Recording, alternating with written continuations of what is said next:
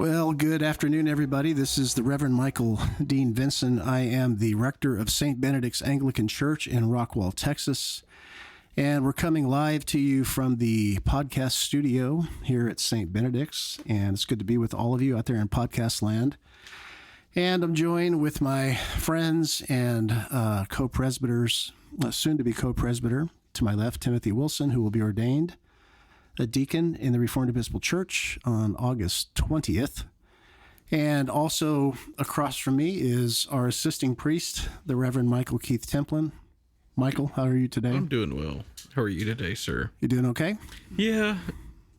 I think I've got this mic position good. Can you all hear me? The sound quality is excellent. Thank you. Good.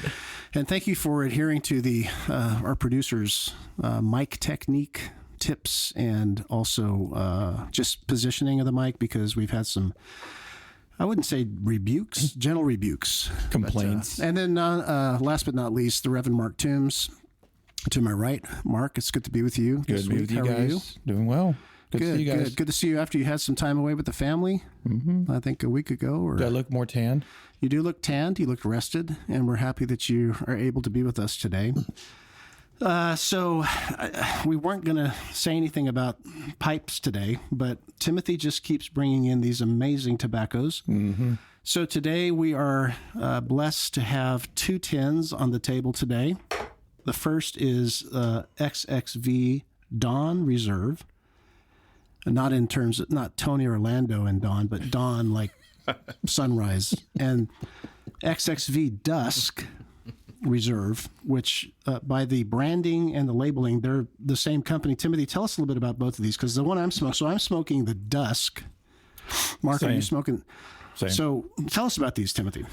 Yeah, these were just released. 10,000 were put out there and sold within a day.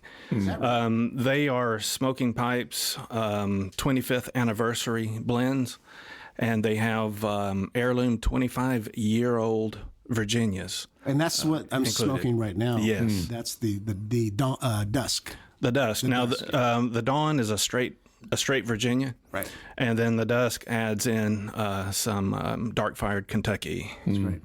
Are you enjoying this, Mark? Oh, yeah. Okay. It's traveled 25 years to be here with us. Isn't that today. something? It's amazing. Well, I just wanted to welcome you guys, and again, welcome everybody out there. And I wanted to pick up on a little bit of the conversation we had last time on our podcast episode entitled This Cultural Moment. And actually, I don't often go back and listen to them, but there was some interesting threads of thought and conversation there. And I don't know if you saw this, meaning you guys at the table, but I put a piece out there on the written portion of our Substack site titled Liminality. And that was coming off of some of the things that I've been working on this summer when I did the church plant intensive in Europe. Mm. And in conversations with Ken and Tony Melton, Reformed Episcopal church planter out in the Atlanta area. And he and I had done a podcast together. We were invited to a podcast, and we were talking about this idea of liminality in terms of a journey of a non-believer from agnosticism or atheism maybe to believing in the Christian faith. And so this caused some reflection on this journey of liminality. So I'm going to pop quiz Mark Toombs. Yeah. Because no one's prepared for this today. But when I say liminality, how do you define liminality? What am I talking about? Well, it's a pop quiz. You're going to want to answer the question. Yeah, it's a pop quiz. I'm going to listen to Mark's answer, too, in case you ask me. Well, I did read the written Substack, so... Oh, you did? Yeah, I did. Oh, okay. I'm dutiful. Okay, so everyday monk. So maybe give a little... Well, it's about being in these sort of middle spaces as you're transitioning or moving from one place to another, and it can cause a bit of a disruption, right. Because you feel like you're letting go of one thing, you're trying to grab onto something else, you're not quite sure what you're grabbing onto, and so it can be a little bit destabilizing. Right. It can be exciting. It's not always scary, but sure. That's how I understood what you had written in Substack. Okay, so liminality being kind of the in-between state, a Yeah. time of flux, a time of moving from one position or one worldview or one reality to a new one. Yeah. That time in between those things. Father Templin would probably say a liminal state would be his move from Allsup burritos to Tiamon. You know, Well, you didn't leave Alsos behind. yeah, I never left it Well, behind. that's true. So Yeah. you're not really in a liminal state because you eat Yeah. at both places. Right. Well, never mind. That wasn't a good. But when you eat an Alsos burrito, you do go into a liminal state. Okay, all right. I do. shouldn't have brought it up. Okay, It's, Timothy. it's kind of an evangelical state for me. It's kind of like me and Jesus when I go to Allsup's. Okay, all right. Timothy, to get back on track, because we don't want to meander around on the podcast. Did you get a chance to read that article or that short thing I wrote yesterday? Yes. Okay, and so what are your initial, if you're going to describe it to somebody, what we're talking about? Well, I thought Mark did a good job. Yeah. Yeah, but this is your opportunity to do better than Mark. It shouldn't be too difficult. You know, anytime one goes on a journey from one place to another, there's going to be a number of things they're going to encounter. Everything from cognitive dissonance to, something has to jar where they are in their belief system, their worldview, their frame of view, in order to get them somewhere else. Right. So a lot of times in that middle ground, they're still ruminating. They don't actually know sometimes the end goal or where they're going to end up. Yep. But as they're given information and experience and ruminating on this, they end up in this middle place, and then and eventually they'll get where they're going. Yeah, I mean, there's typically a resolution. Like no one can stay in liminality forever. Right. Would you say that's true? Yes. In any aspect of life. Yeah. So we're talking about this in the context of what we talked about last time, which really had to do with church planting and gathering and those sorts of things. And so this is where this conversation is today. Liminality is important in terms of a church planting effort because, again, people are moving from one place or state to another. One of the things I pointed out that I was reminded of myself this summer was that it's not just for non-believers moving into Christianity, but it's also for Christians from non-Anglican traditions who are making the journey from Bible church, evangelicalism, whatever, and becoming a Reformed Catholic Anglican. So people are moving from both sides. And that's what that graphic, which is in the show notes today, is trying to illustrate. Mm-hmm. So that's what I want to get to. But I wanted to ask you guys, let me go to Mark. So Mark, as a Christian, can you think of your move into Anglicanism, as you've come, you're not in the Anglican Church. I get that. But as you've moved towards Anglicanism, and would you describe it? I mean, have you experienced this liminality yourself? And maybe what were some of the things initially that you had to kind of work through? Yeah. If you start at A and you move towards Z, you know what I mean? Don't give me the whole story because I don't want to keep this under an hour. But yeah, I would just say, if you go way back, it's a series of events, and I think in some sense we would have to say that we're all in a state of liminality. I don't know that we ever leave that behind. Oh, that's interesting. Because we're, as Paul says, we're all being transformed from one degree of glory to another. That's a great that's point. an ongoing transformation and transfiguration. So it's an ontological reality as a living person. Yes, and I think as we're not what we're going to be. Right. We're not what we were. Yes. Okay. We're growing in the grace and knowledge of Jesus. And so there are things that were, foundational to my faith that have never gone away. The love of God's word, for example, that's never gone away and it'll never go away. But I've been able to build on that. And, as I've become more curious about the history of the church, the fathers, the influence of their writings, Right. especially in the first 1,000 years of the church before there was division, very interesting to see how we measure up to that and how we, sometimes fit the standard. Sometimes we fall short. So that's been a part of the process of realizing we didn't just drop out of the sky in the 21st century and when you say we, who are you talking about? We Christians, we in the broader Christian community. Okay. We stand on the shoulders of others. And I wanted to know, like, whose shoulders am I standing on? So that was a big part of moving me towards a more historic expression of the faith. Okay. So if you had to say, and I'm going to ask Father Templin next, but if you had to say, what was the tip of the spear of what was leading you to look beyond the state you were in? Like, was there a thing that really was the main impetus? Now, of course, it becomes many things, right? But what was the thing? Can you name it? If I had to pick one, I would say it was pick one. An interest in the fathers. Oh. From the earliest days of my ministry, I wanted to understand the sacraments, and I'm reading the scriptures, and I remember telling people, I wish we had like the Book of Acts Part 2. So what happened to that second generation of like Cornelius's family, his kids and grandkids? Right. I wanted to know that story. Acts 29. Basically. Acts 29. I wanted to know that story. Well, it turns out you can learn that story by reading the fathers. Right. And I remember when the internet was first born, and golly, how old are you? I know, I'm ancient, but when it first came about, back when me and Tipper got the internet going. Yeah, so you know twinkle Al Gore, in Al Gore's eye. all right. Yeah. One of the first things I did is I looked for the church fathers to see, are they online, for whatever that means, and they were. Did you find their profiles? And I was reading MySpace, Irenaeus at MySpace. Yeah.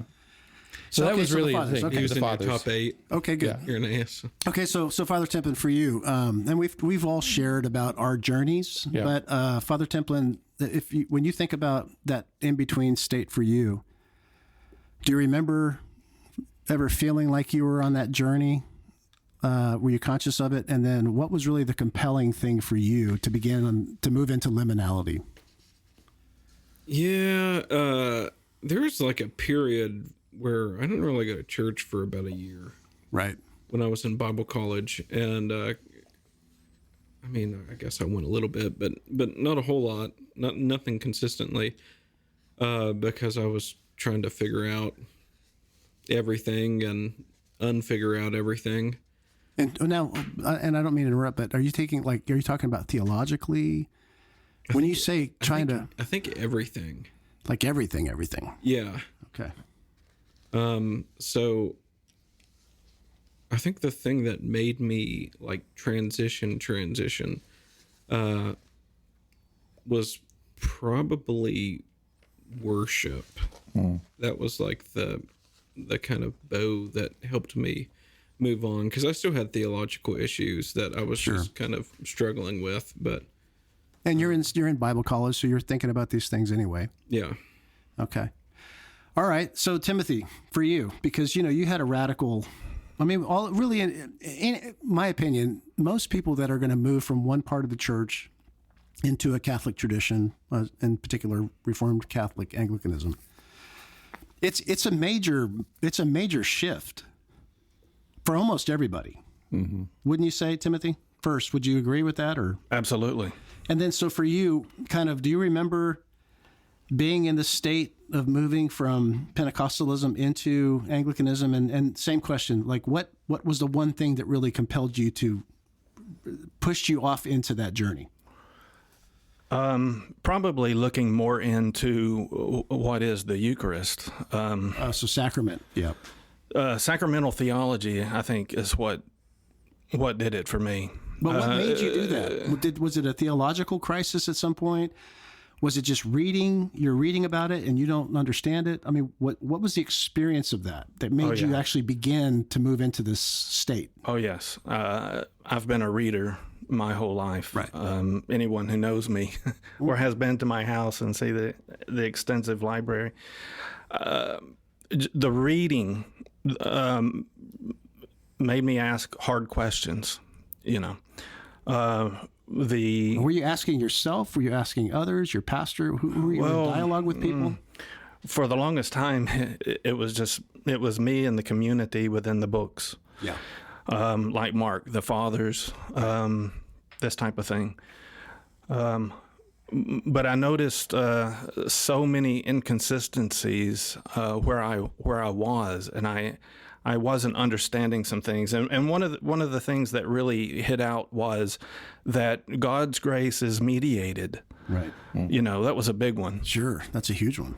You know, the tradition I came out of, everything was immediately experienced, you know.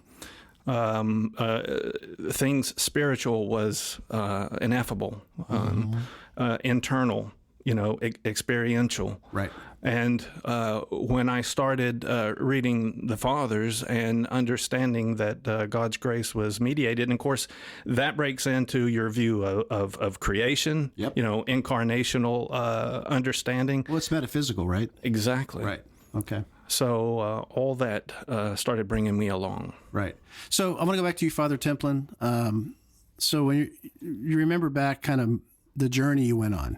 And, Yeah. I mean, how long would you say that journey was, if you could put a years on it? Maybe 2 or 3. Oh, short. Okay, because mine was much longer for various reasons. Yeah.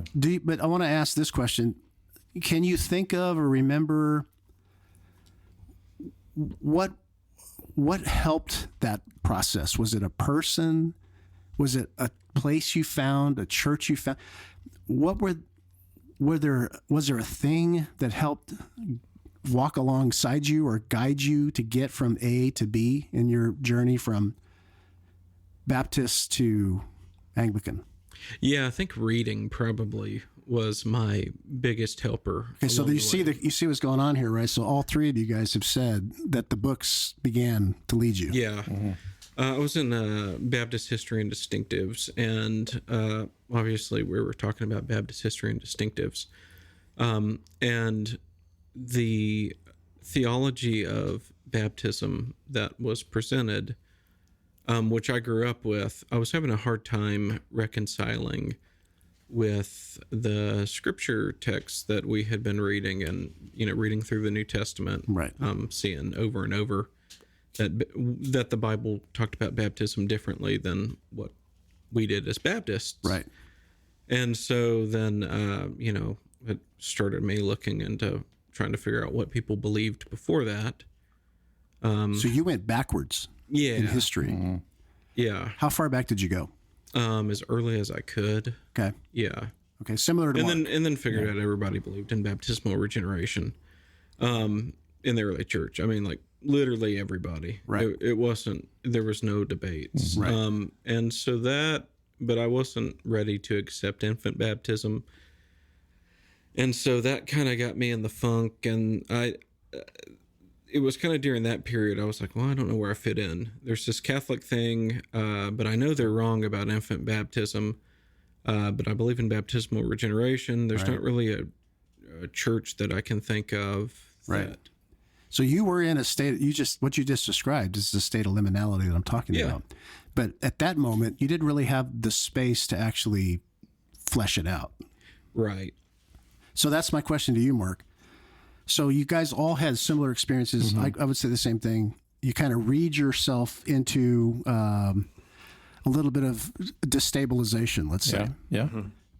And then what was the thing outside of yourself that helped you start moving down the road and be able to actually go on the journey? Like, did you have a Sam? Yeah. Whether it's a place or a podcast or, you know what I mean? Like, Yeah. what helped you outside of yourself? In every instance, when I look back on my own pilgrimage, there was always a community of people. There were always, and by community, I mean, it could be 1, 2, 3 people. It could be a larger number of people that helped me along the way. And that was a big thing for me because I did not want my faith to just be in my head. Yeah. Right. And I felt like I'm reading all these books, but I don't know what it looks like in real life. Right. And so that was my issue is I was like, man, I'm just living in my head. My wife used to say, you're trying to crack the code because we didn't know anybody. We didn't know where this stuff appeared Sure. in any community. So as we met people that were taking more seriously the historic church, that was a lifeline to me. So like who or where was that? So in different places, I mean, they were small places where you'd have a bunch of unknown people. They weren't celebrities. They were just ordinary pastors or people living out the faith, pointing me to places to read. I remember in Colorado, I was in a coffee shop and I saw a man with a stack of books, and I went and introduced myself. Turned out he was a Reformed pastor. Okay. I'd never met a Reformed person in my life. Right, but you've been reading about. I've been reading, right? You and I found was like, Reformed theology. oh. And the first thing he said, like in our conversation at the end, he said, "Well, can I pray for you and your ministry?" I was about to start a new ministry up there, and I thought, wow, what is this? This guy's actually praying for me, and that was, left quite an impression on me. Right. I only saw him a handful of times, but it was things like that with just unknown, sort of in air quotes, just random people that God was put bringing into your life to kind of help nudge you along the road. Yeah, so to speak. and where I could see that this man is not trying to make a name for himself. He's living out the faith that's been handed down, and that left an impression on me. And I could point to a variety of people along the way that did that. But for me, that was a big deal, getting out of the books and out of my head into real life. And in conversation. Yeah. Right. So for you, Timothy, so like, was there a person, was there like, who helped you or what helped you outside of yourself along the road to get on the road? Well, I was taking a class at the University of Georgia State University, and I had to do something and write about it that was outside of my comfort zone. Well, religion being a big part of my life, I went to a Russian Orthodox church. Knew nothing about them whatsoever. I forgot. Yeah, you sure that you did that? And I went there for 5 weeks, and each Sunday I would wait afterward. They would have a meal in their parish hall, and I would ask questions. And so he started, talking to me about sacramental theology, and he was speaking Greek almost to me at that time. But I was very drawn. So stop right there. So in the article, I talk about creating liminal spaces for people to be able to start fleshing it out. Mm-hmm. So would you say that format where they had a meal, it allowed you to actually start talking, right, and asking questions. So that would be a liminal space that you were in. Okay. Mm-hmm. Okay. Well, I appreciate you guys sharing that. And I'm referencing now the graphic that's in the notes of the podcast, because I want you guys maybe to pick one or two and just tell me what you think about, experience with that. But basically, it shows the movement from unbelievers moving towards Anglicanism and evangelicals moving towards Anglicanism. And I tried to just create some fundamental categories on the left of metaphysic, ontology, salvation, grace, love, prayer, morality, community, eschatology.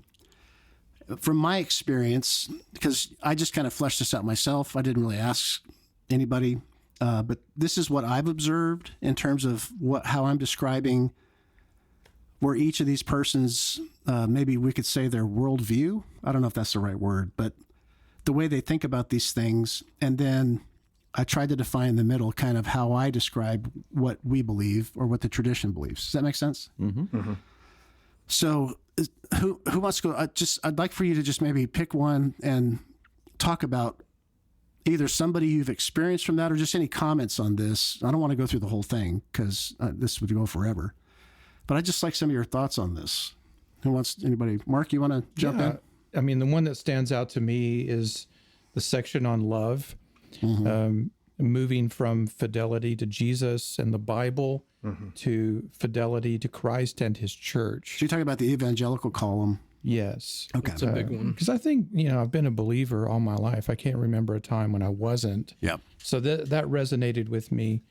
A big part of that shift for me was moving from, you put some of these together, the me and Jesus, but devotion to the scriptures, but also wanting to know, well, what is the church? And how much should I listen to her? And how much authority does she have in my life? And I didn't always refer to her as as our mother, for Right. example. But over the years, I found this growing desire to understand how she is presented in the scriptures, how she's presented in history. And I felt more and more drawn to that, Right. where I thought, okay, it's okay to trust the church. I mean, Yeah. she gave us the Bible, for example. And that was when I realized that the Bible that I was using and trying to preach from and Right. tell people this is God's word and all of those Which things. it is. It is. It's all of that. Sure. But when I started asking, where did it come from? How did we get the Bible? Mm-hmm. Well, it didn't just fall out of the sky. It was handed down to us. I thought it fell out of the sky. Right.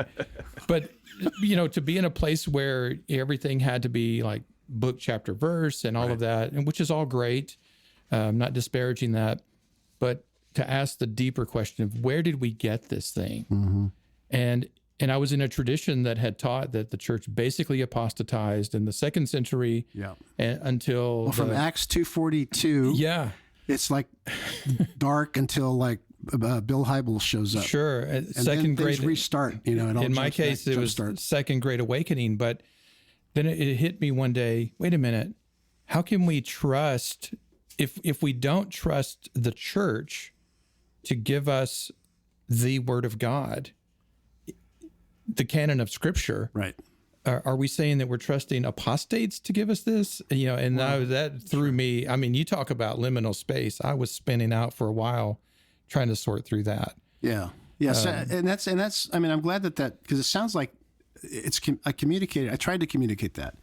Yeah. Fidelity to Jesus. That's real. That's great. It's essential. I'm trying to communicate the me and Jesus only approach. Yeah. And biblicism versus a fidelity to the church, who is the ground and pillar of truth, Yeah.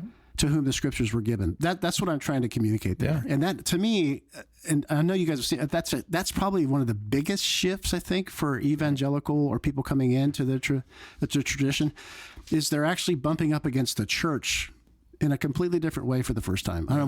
Would you say that's No, true? And yeah. have you experienced this with people in your ministry? Yeah, so that was what Mark just said was really the way that I was taught growing up. Right.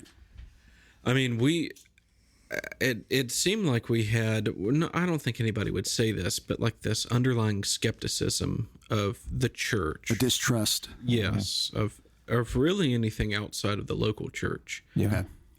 And that was kind of where Catholicity lies, is within whatever your local church is doing. Right.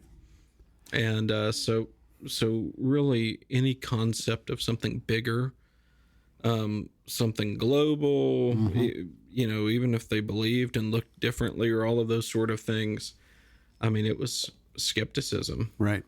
And I would say, so I think that describes a lot of people's bent towards the church.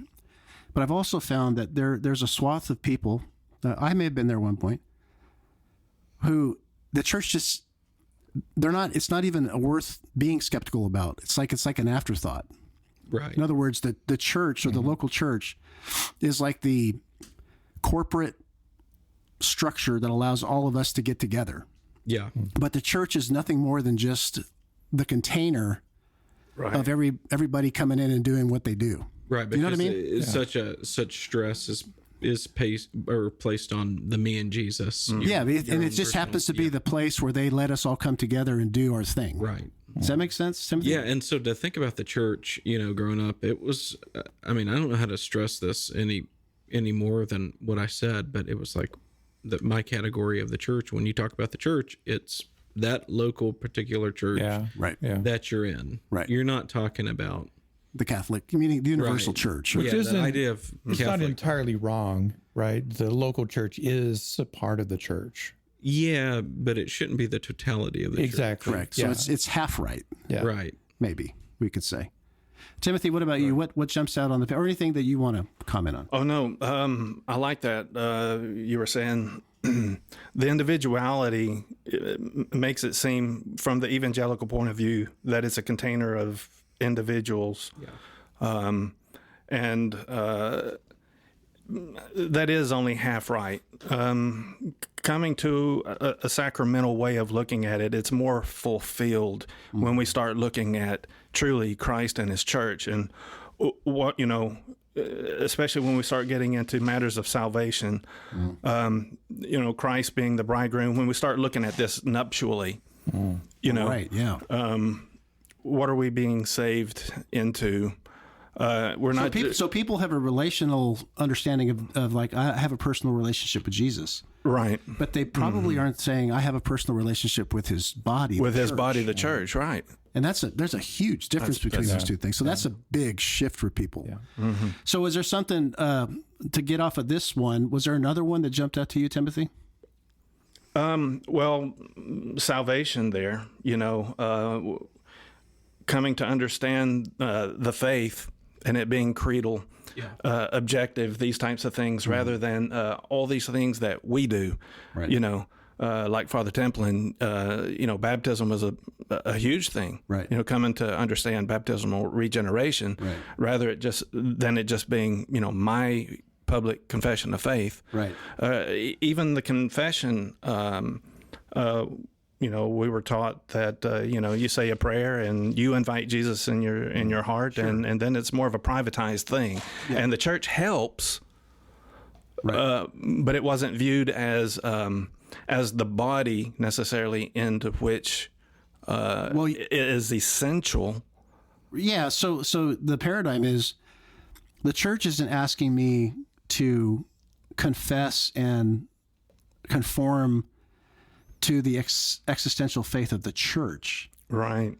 The church is there, and the other idea is that it's more like a life coach goading me on to make a personal confession or acceptance, and then off you go. Good way to put it. Mm-hmm. Is that right?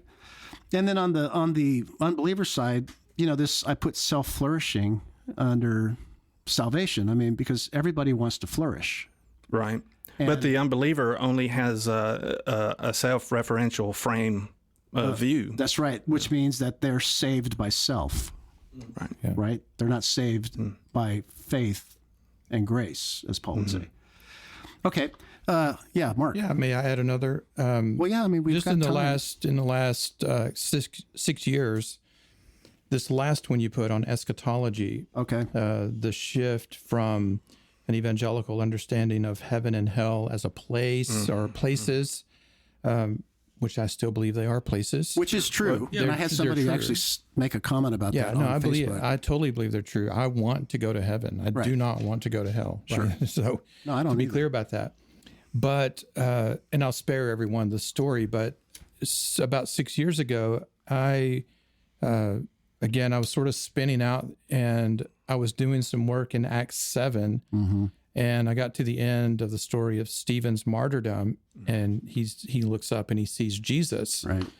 And I was just captivated by that story. I hadn't really paid attention to it before.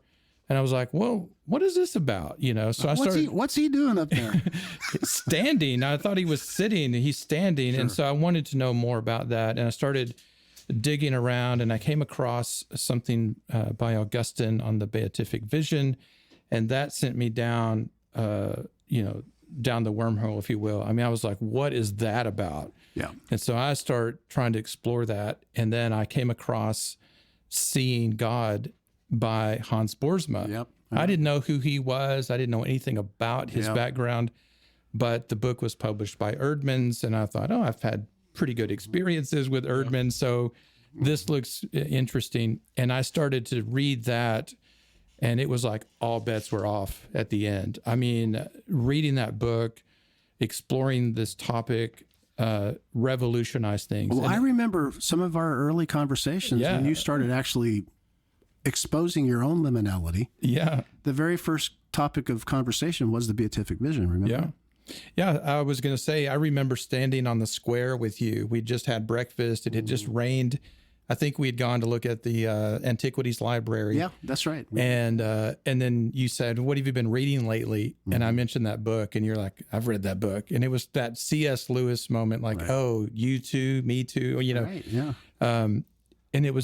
And that's getting back to what I said earlier, like when you finally connect with someone else who is also in that world. Like you're reading and discussing these things. It's like, oh, now I don't have to live in my head about this. Let's talk about it some more. And, you know, I look at that day as that was a major turning point for me for a lot of different reasons. But we wait to see where that road leads you. Yeah. But just to have this idea that this is what's in front of us, this promise of face-to-face communion with Jesus Christ, it's transformative. So do you think I'm being fair here with that? Oh, absolutely. Eschatology aspect. And I would say, you know, from the unbeliever side, if we think of God's common grace, there are many good things here that they experience. I mean, as human beings, image bearers in the world, not everything about this is wrong. I mean, self-flourishing, that's a good thing. These aren't meant, and thank you for but my descriptions on the unbeliever column are not meant to be like, those are terrible. No, that's why I say I think they're fair. Those are realities. Those are realities. And we all experience even as believers, right? We move in and out of these things sometimes. Yeah. Well, even the evangelical side, same thing. I just think that they come halfway. And I think when you get into the historic church, it brings you more into the full understanding. Fullness. The fullness, yeah. Michael, what are you contemplating over there? Anything else jump out at you? Yeah, the community side. Talk about the that. idea of covenantal intimacy. I think that was a big thing that I didn't know I was looking for, but I was, and I found that tied in also with the metaphysical, the sacramental side, as well, because that was something that was another one of those patterns that I picked up on in the Bible was, you know, the place of the Eucharist, and that there was more than just coming together to meet, even more than just having the word preached and singing songs, but that there should be the Lord's Supper, and it should be every time we meet. That seemed to be the pattern, that I picked up on. And so, that, you know, I don't know. That was a big thing for me. Do you think contractual utility describing community for the evangelical is not right? Explain what you mean by that. Well, so meaning without koinonia. So in my opinion, without a sacramental understanding of, and back to Timothy's nuptial union with Christ, right? So it's more than just we're standing by him. Paul says that he's in you. Yeah. So I'm trying to articulate, I'm choosing to be with y'all. Like we're all members of Costco, right? But I can leave Costco and our relationship doesn't go beyond the material. Like we're hanging out together, but there's no mystical union that we're sharing in. Does that make sense? Yeah. And I would say once again, on the evangelical side, that mystical union with Christ is personal, right? I mean, that's so even you're in a room with a bunch of people. Yes, it's still ultimately, do you know Jesus in this particular saving way? Right. Because at the end of it, when, you know, we Anglicans or whatever tradition are going up to go receive the Lord in the Blessed Sacrament, right? You know, they're waiting for somebody to come up and make sure they know Jesus personally. And in that particular way. And so I think the stress is so placed on making sure that the self is in union with Christ that it misses that communal action of sacrament and Jesus indwelling all of the church. Right. Yeah. And not just Billy on the second row. Yeah. And so like one way that I think about that is like the difference between you and I standing together at church at the rail or kneeling at the rail, receiving communion together, is a different metaphysical reality of relationship between you and me as brothers in Christ than you and I both agreeing that we're Republicans and we vote the same way. Right. And we're standing in line to vote for the election. There's a totally different mystical union that exists in one and not in the other. Yes. And so I'm thinking of the non-sacramental, non-union view of evangelicalism being more like the standing in line to vote. Yeah. If that makes sense. Okay. All right. I think part of the challenge of the chart. I think the chart is amazing, by the way. But part of the you challenge. have to say that, Mark, because otherwise you won't be on the everyday lives. Well, part of the challenge is when you look at the evangelical side, the question would be which part of the evangelical community. Well, I know, and I know everybody. these are generalizations, but and it's coming from my experience of having planted the church and dealt with people. But what I wanted to say is there's an incoherence that I've experienced because I've been in places where maybe some people are actually tilting more towards sacramental transcendence, for example, but they might be doing that as individuals. That's not necessarily true of their denomination or the network of churches or movement they're in. Right. Individually, they might be headed that way. Or you might have a denomination that that's moved away from privatized irregularity towards a more divine contemplation. You could see that, but there's an incoherence, and that generates other kinds of problems within those communities. And so when you find a place where we're trying to hold all of this together, I think that is more inviting to say, look, there's a coherent life and worldview. Right. Again, maybe worldview is not the right word, but until we find a better one. Sure. And so it's the coherence that I think is missing sometimes. Right. In my experience, that was certainly the case. Well, let me ask a kind of a concluding question. So, Timothy, because you interact with a lot of people, whether in the parish, and when you're out and about, is there one that you would say is really the one that you've either encountered the most, or the one that you think is really the biggest shift? What is the big one? And I'd like to know what you think that is, and then go to the other guys.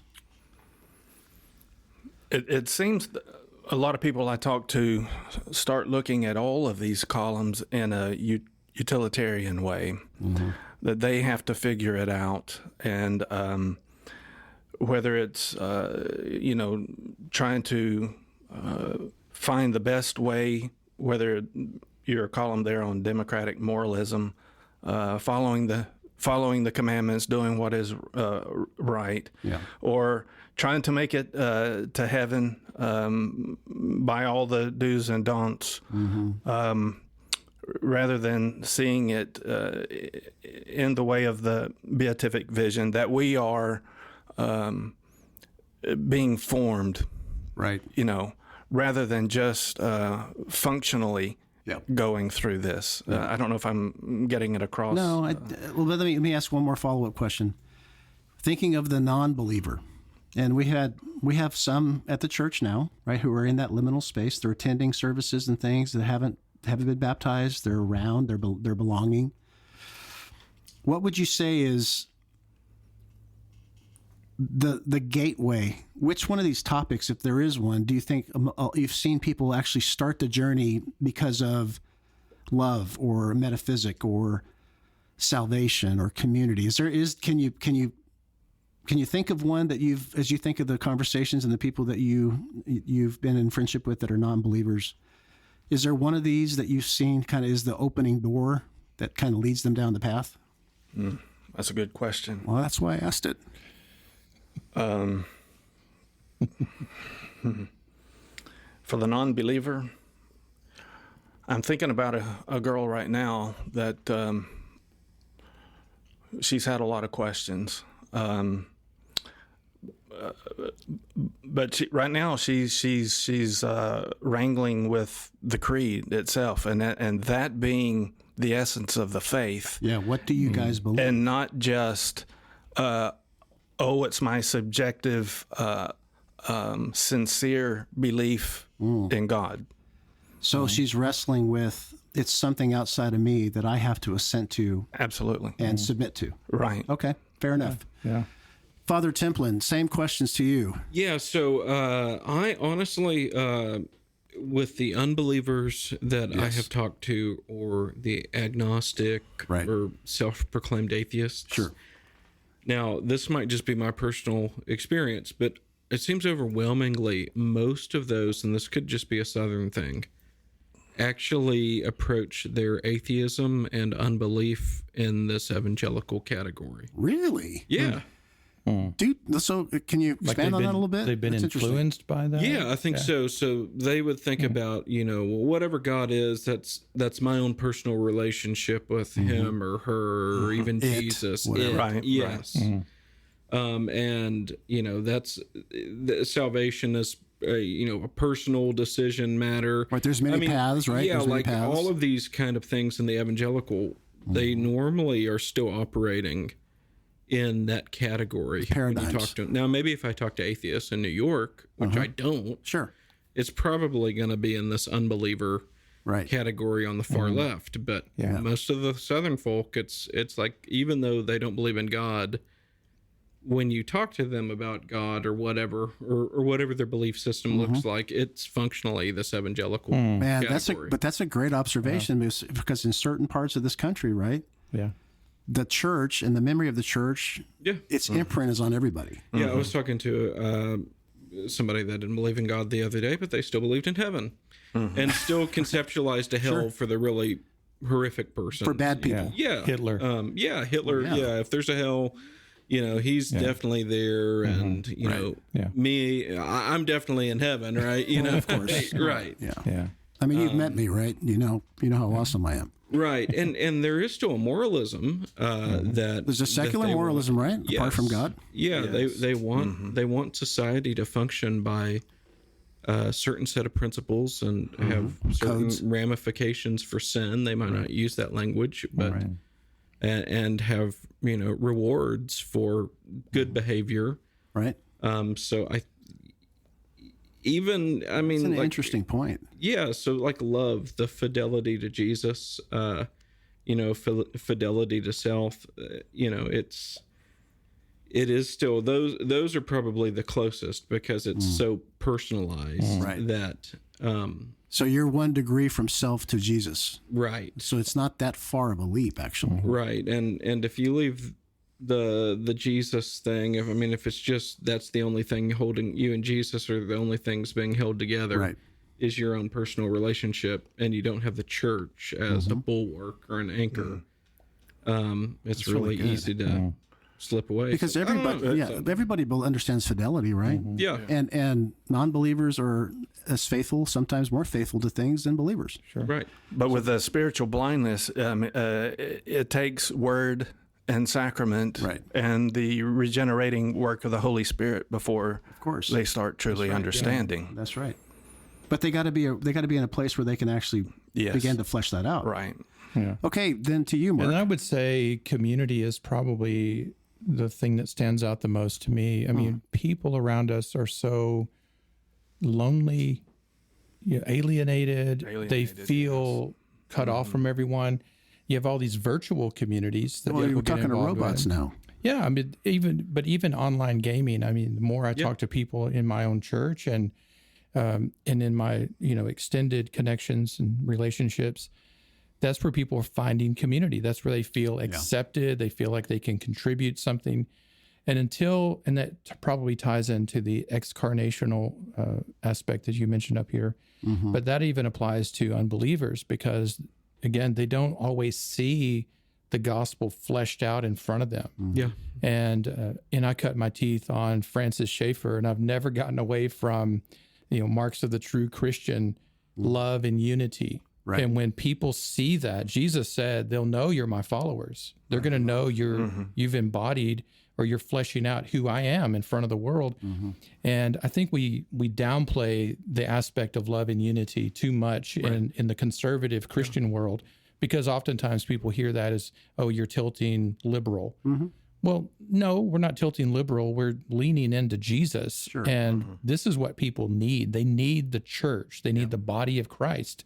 They need someone to hug them, strengthen and lift but them but up. that latent Gnosticism, Yeah. that statement you just made, it lingers in those ideas of, well, they don't need to see you, they just need to know the right thing to believe. Yeah, and that's not true. Can I add? But they're can I really add something? closed in. Yeah. Yeah, go ahead. Kind of piggybacking off of, Of course. he just brought up the online gaming community.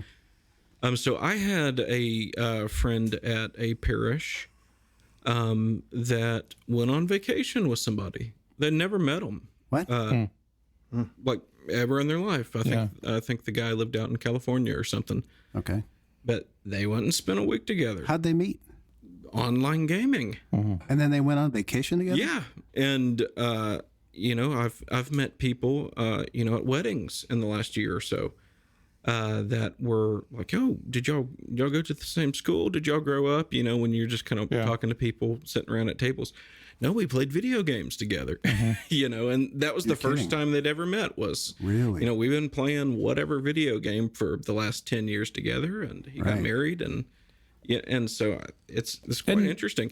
And one more note, and then I'll let Mark talk. The community thing, I think in a way, there are some non-believer communities that actually might do a better job than the church. You can go to your coffee shop or your bar or whatever up in Denton or somewhere with people of a certain age. Yeah.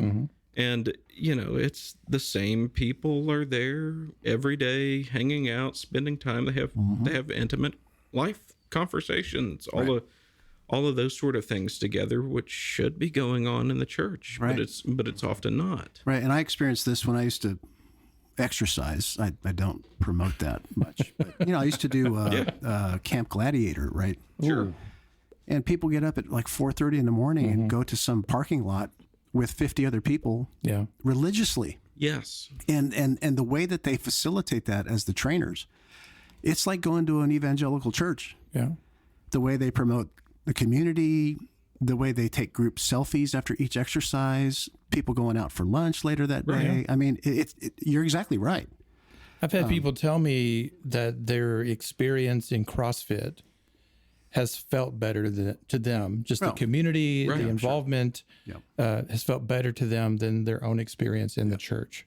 And I don't think any of us are trashing CrossFit or video gaming. And I'm not saying either. I just want to be clear for our hearers. And as a church planner, I'm not saying that then we need to become like CrossFit to go get people not either. at all. But I think you're making a really astute observation about people and their desire for those things. I see Facebook groups like dads.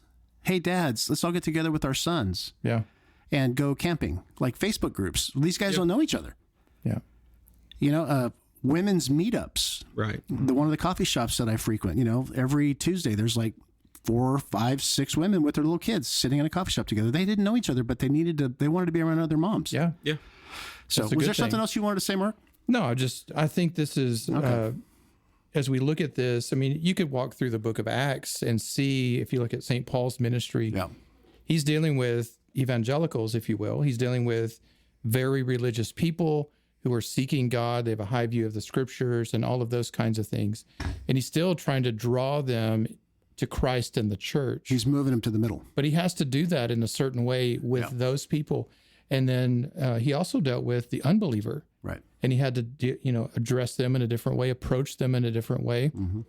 But the thing I love about looking at his ministry is he doesn't trash the synagogue for its high view of the scriptures. I mean, he leans into that. He tells the story like, look, I'm with you guys. I understand this story, but you might not know where that story goes. It leads all the way to Jesus. You're missing a key piece. There's more fullness. So keep coming all the way to Jesus. And I think with the unbeliever, he does the same thing. I think of what he was doing on Mars Hill with the philosophers. He doesn't say you guys are idiots for not knowing God or for having your stoic views.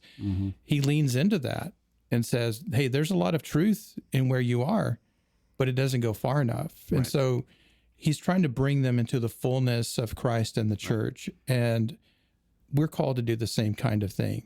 Right, and it's that not an us versus them. In other No, words. and in that engagement, and Luke makes a note that many of them wanted to follow up and continue the conversation. Yes. Right? So he shifted them yeah. into a liminal journey. Yeah, he didn't always have the altar call. Like, this is the defining moment, decisive Like moment. yeah. And if you don't decide today, well, Fish I'm or moving cut on. bait. No, it's, we're going to keep this conversation going. Yeah. Okay. And I think there's so much to learn, and church planters and missionaries have done a good job of explaining that to the more institutional church, where people might be a little bit more inward focused instead of outward focused. But no, I think it's a great thing. My question, what I wanted to ask is, Okay. this is all pointing to Reformed Catholic Anglicanism. Would it be fair to say that there are other traditions possibly that also embody sacramental transcendence, externally mediated things? Yeah. Because I don't think these are exclusively Reformed Catholic Anglican things. I mean, we find these in the East. I think that within the great tradition of the church, if we can use that term. Right.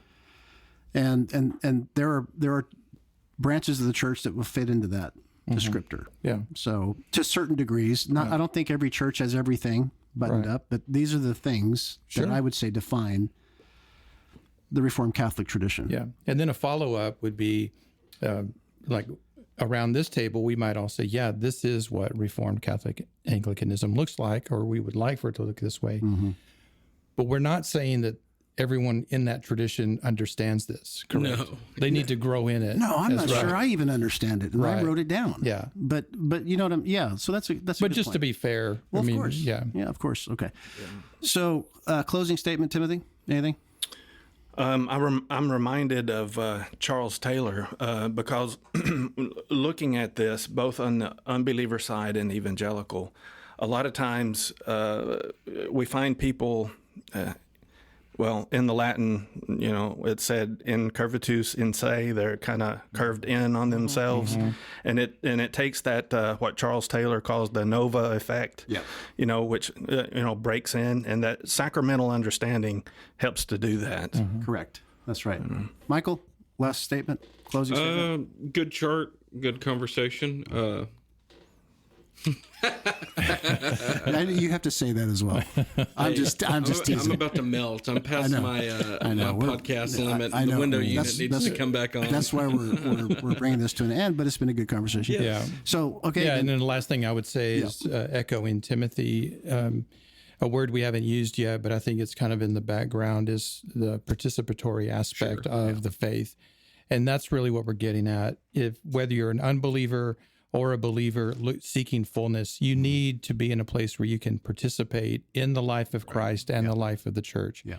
And that cannot be overstated. I'm convinced of that. Yeah, agree. The last thing I will say is thank you guys for interacting with this. My point in this is this has helped me really think about who we're ministering with and to. And I would appreciate any of our listeners that want to come in and comment. Any comments on the chart, anything that you would maybe state differently. I'd like to get this to where it communicates as best it can. So otherwise, thank you guys. And I look forward to the next time we get together here on the Everyday Monks podcast, the podcast of St. Benedict's Anglican Church in Rockwall, Texas.